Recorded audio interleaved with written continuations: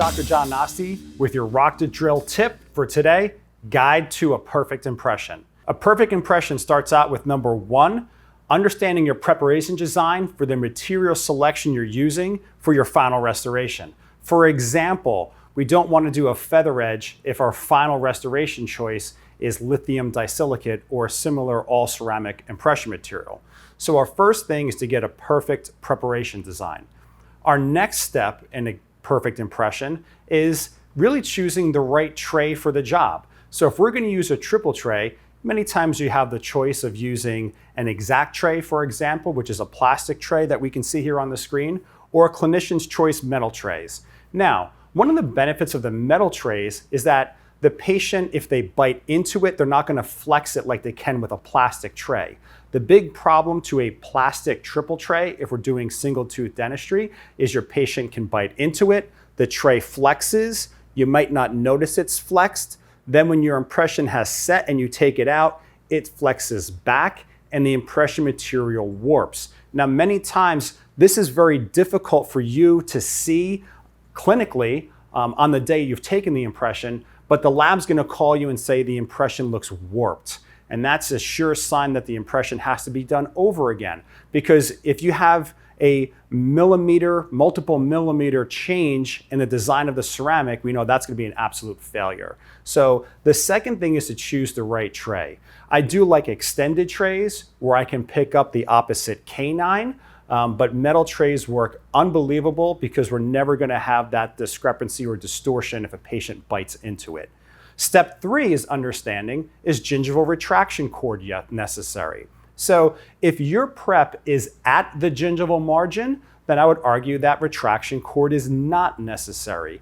But if your prep is subgingival, or if the patient has unhealthy bleeding tissue, my recommendation is to place cord like you have seen here on these pictures here. Let me show you a little example. This is just a prep that I did the other day. It's a lower first premolar. You can see here, even under super high magnification with a flash, the margin is not easy to read because I cut off an old PFM and the margin is slightly subgingival.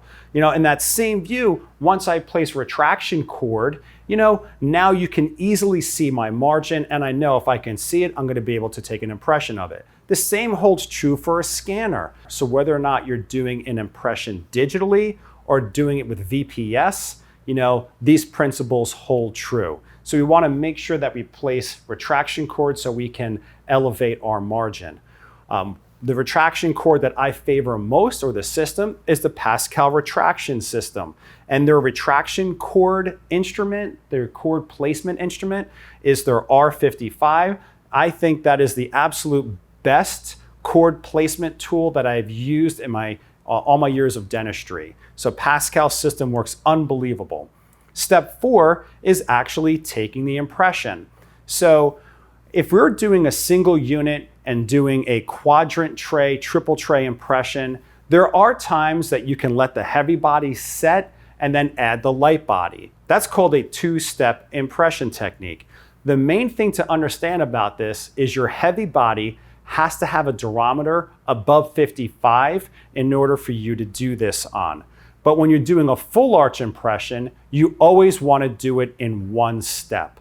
So quadrant tray, single unit, you can do a two-step technique. If you're doing a full arch, it's always a one-step technique. Let's go to taking an impression right now. So anytime I'm taking a quadrant tray impression, as we spoke about earlier for single units, maybe 2 units, if it was more than 2 units, I'm probably gonna take a full arch impression. But the first thing I wanna do is make sure the tray that I've selected fits my patient properly. So the first thing I'm gonna do is try it in place, bite down for me, make sure they can bite down, they don't bite into the tray, they don't hit the tray, and the tray fits the person properly. Next thing you do is, I'm gonna use a polyvinyl siloxane for this impression. I've used multiple over my career. Name brand is not important. What's more important is that you're using the same name brand for the heavy body and the light body you've chosen, and they're both having the same set time.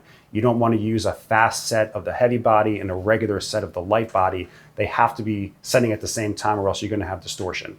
So I'm going to give the quadrant tray to my assistant. I want to make sure that she fills the heavy body up and a little bit over on both sides of the impression tray. That's really important. And what we're going to do is we're both going to inject relatively at the same time. The crown prep that I want to capture, I don't just want the light body on that tooth. I want the light body on both the maxillary and mandibular areas that I'm taking an impression on. So I'll tell my assistant we're ready. I'd like to use an injection tip.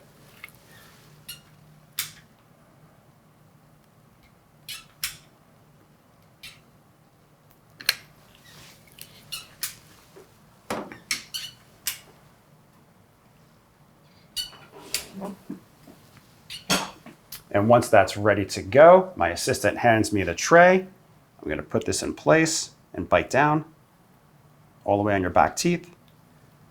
I like to use an Optrogate or a similar retractor anytime I'm taking an impression, especially when I'm doing a full arch impression. Just allows the patient's lip to get out of the way and allows me to capture the areas that I'm going for. Okay, once the impression is set, open for us, have the patient open, take your impression out, but now you want to evaluate your impression. You want to make sure that there's no pulls. You want to make sure that the light body and the heavy body are a harmonious mix. You want to make sure there's no blebs, and we want to make sure that you've captured the margin like we showed in the video. Now that we've come back from taking an impression, let's look at step 4, and that's verify your margin. So you want to be able to look all around the margin 360 degrees, whether or not it's in an impression or a digital scan, and you want to be able to see your margin in 360 degrees. That's super important, whether or not it's a quadrant tray or in a full arch tray that we've seen here. Again, make sure there's light body everywhere that you intend to have heavy body. I think that is one point that many doctors miss. They only put light body in a certain area, and it just doesn't give you a detailed model that your lab would like to see or that you would want to have fabricated for your final restoration. So make sure you can verify your margin and everything looks awesome. Some of the impression materials that I recommend are Virtual XD from Ivoclar Vivadent or Idenium from Kettenbach. Both of those have their heavy body has a durometer above 55 so that if you're doing a quadrant tray impression, you can do a 2-step technique. Those work well for that. Lastly, and understanding what makes a phenomenal or perfect impression is understand what creates a mediocre or a poor impression. So we can see here on the screen, this is an impression that was submitted to the lab. And if we notice right up front on these teeth, there are all sorts of blebs, tray hits, and distortions present. These are pulls. So anytime there's a pull, we can see, I can't see the margin circumferentially. And more importantly, these negatives are going to create a positive in the model. So I know some people might say, well, that impression looks good, but let's look at the model, what it's poured to look like. And what we can see here, all the arrows and circles are indicating all the problems that are present on this model. This is definitely not an impression that's workable at all in the lab to fabricate ceramics. Likewise, we have an impression like this. So this is a full arch impression. You know, one of the first things that I want to point out is right up front, the tray hit the teeth. So if you have show through like this, that means the teeth contacted the tray. There's no material there. So that's not going to be accurate as far as what the teeth look like. Secondarily, when we look in the back part, there is just tons of distortion in this. There's no light body. There's clear holes in the impression. There's pulls everywhere. I mean, this is just an impression that's absolutely, unequivocally unusable to fabricate any ceramics. I mean, if we look at the second molar here, I think it's a second molar, but I don't know about you, but you've never seen a second molar that looks like the football. I mean, that's just complete distortion. I mean, this is just absolutely not workable. Lastly, one of the things that we see in impressions is, the light body not marrying up with the heavy body, as we can see here. This model, this impression isn't even poured yet, and we can see the light body flaps away from the heavy body.